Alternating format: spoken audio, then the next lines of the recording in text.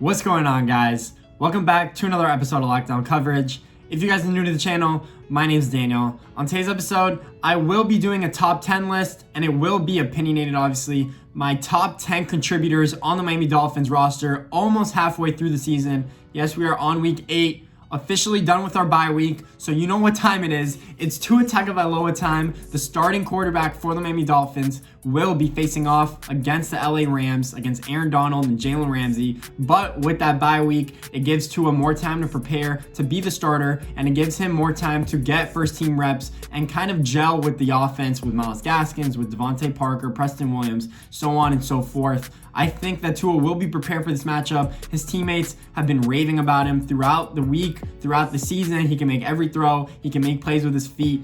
Tua Tagovailoa looks ready to go for his opener, for his official start.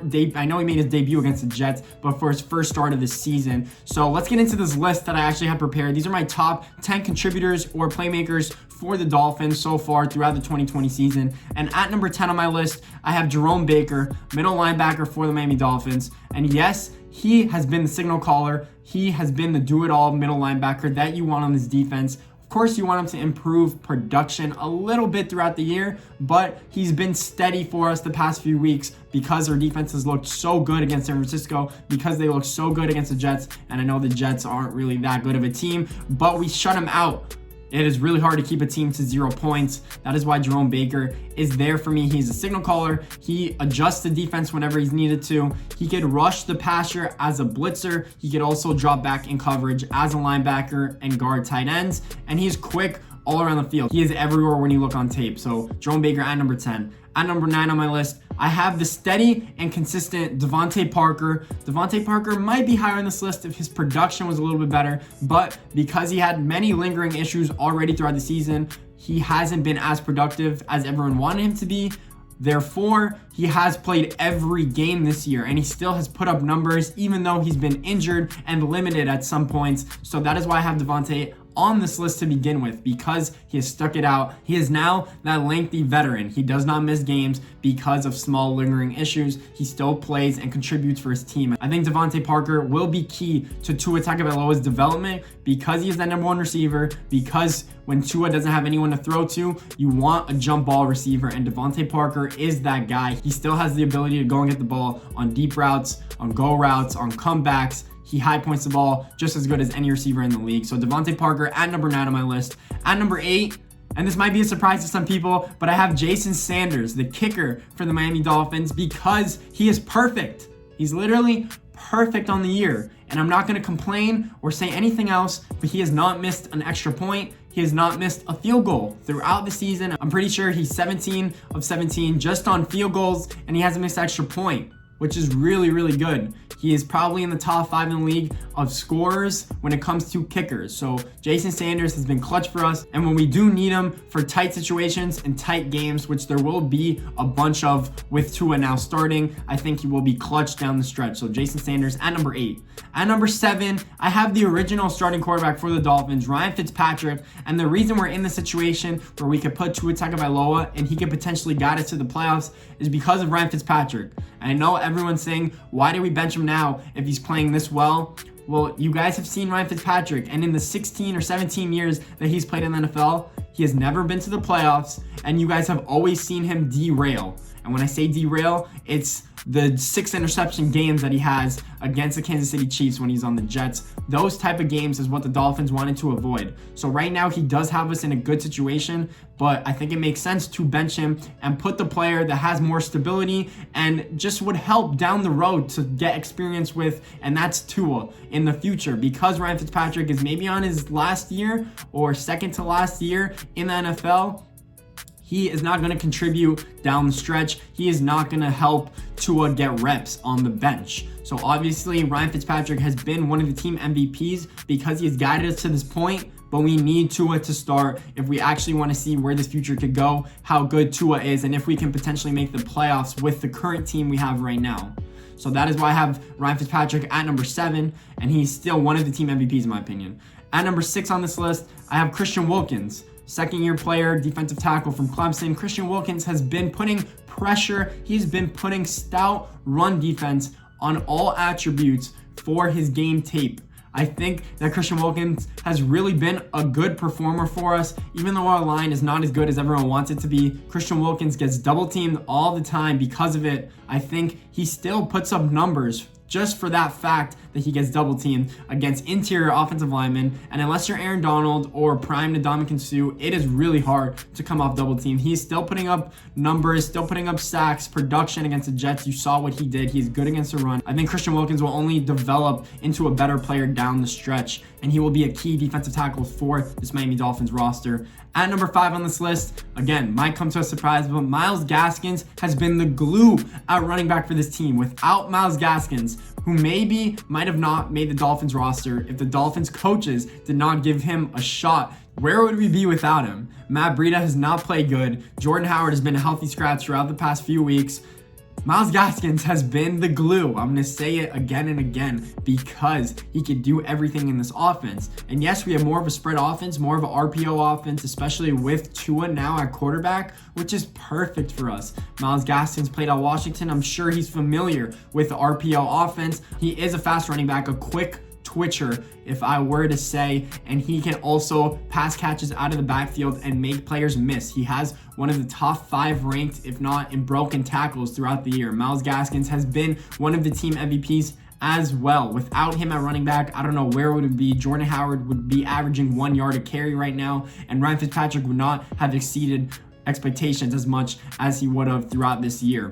So Myles Gaskins at number 5. At number 4 on this list, I have Byron Jones, and Byron Jones has also been so good. He has been one of the primary targets that we got in free agency, and I see why Brian Flores and Chris Grier actually regarded him so high on their list, because he makes the defense click. And I don't know if you guys saw the first few weeks, especially that Buffalo Bills game earlier in the year, where we did not have Byron Jones because he was out with injury.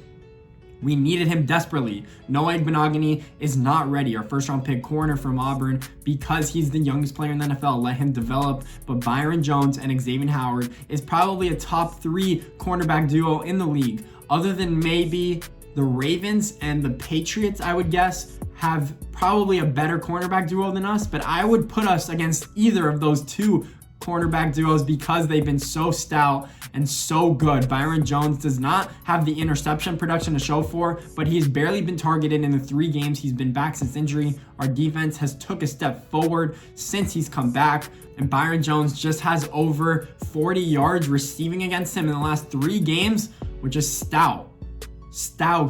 He's a Pro Bowler right now, and I think that he makes his defense go to a whole nother level. So we'll see where he takes us throughout the rest of the season. At number 3 on this list, and this is a surprise signing, underrated signing, A+ signing from Chris Grier, Emanuel Agba, and I know you guys knew that I would mention him on this list because he's one of the league leaders in sacks currently on the standings. Emanuel Agba is one of the players to watch for throughout the season. Yes, we did sign him to a 2-year, not 1, so we won't have to pay him huge money after this year if he continues to have this type of production, and he still will be under a decent contract. 2 years, $15 million. Yes, we can afford him at $7 million if he's putting up 12 sacks this year. So Emanuel Agba has definitely outperformed expectations. I hope he continues to do so because we are lacking still a little bit on the defensive line. I still think as a first-round pick or one of our 2 first-round picks in the NFL draft, we do need a defensive end who's a pass rush specialist. So we'll see what happens towards the end of the year if we still need guys like that. Emanuel Agba, we need to keep, and he needs to stay healthy because Shaq Lawson has not performed to expectations. So we'll see what happens throughout the year if we do need more pass rushers. At number 2 on this list, and this also might come to a surprise to most of you, Eric Rowe, strong safety for the Dolphins, has been locked down against tight ends. He's been the premier player you want to guard tight ends. He has that big 6'1", 6'2" frame. Yes, he doesn't have that top end speed. He should not have been cornered to begin with.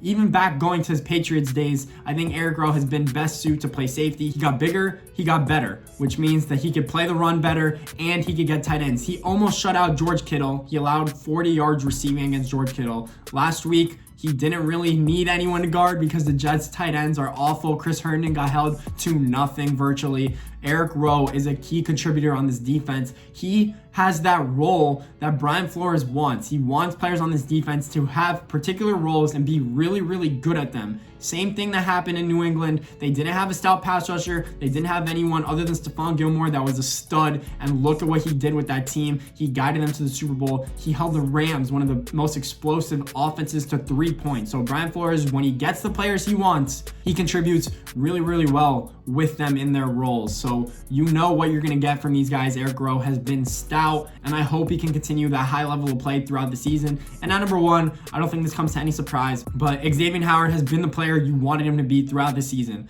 He leads the NFL, or is tied for the league with 4 interceptions in the last 4 games. If he can continue that, I think he might put up 10 or 11 picks throughout the year. And because Byron Jones is opposite Xavier Howard, who are you going to throw to? They thought Xavier Howard wouldn't be the same player coming off multiple injuries last year, but look at what he's done so far. Offensive game plans have almost been like, hey, Byron Jones is on one side. Maybe we should target Xavier Howard. And now that he has 4 interceptions, I'm sure offensive coordinator is saying, fuck, that might not work. I think Xavier Howard might be just as good as Byron Jones, and he's a ball hawk. He has the hands of a wide receiver. So we'll see what happens down the stretch. Xavier Howard might continue to play like this because offensive coordinators are not going to know where to throw the ball. We have lockdown corner Byron Jones, and yes, expect the interceptions to come because offensive coordinators are not going to know where to throw the ball on the secondary. And this is what Brian Flores and this defense envisioned when they got a whole bunch of key contributors on defense. So guys, that is my top 10 list of Miami Dolphins players throughout the season so far. We'll see what happens. Tua Tagovailoa, best of luck to you. I will be doing a post-game video against the Rams. I am going on vacation, so I won't be able to do it until Monday afternoon. Guys, go Dolphins. Fins up. I know we have a tough matchup against the Rams, but we have 2 weeks to prepare. I anticipate Brian Flores to put up a good game plan. I love what we're doing with this team. I hope Tua Tagovailoa is the future, and if he is, watch out for this Miami Dolphins squad. And I'm not just saying it because I'm a Dolphins fan. I see something special with this roster. Let's go. Fins up, baby. If you guys like this video, please make sure to leave a thumbs up and subscribe to the channel. More Dolphins stuff to come. Fins up.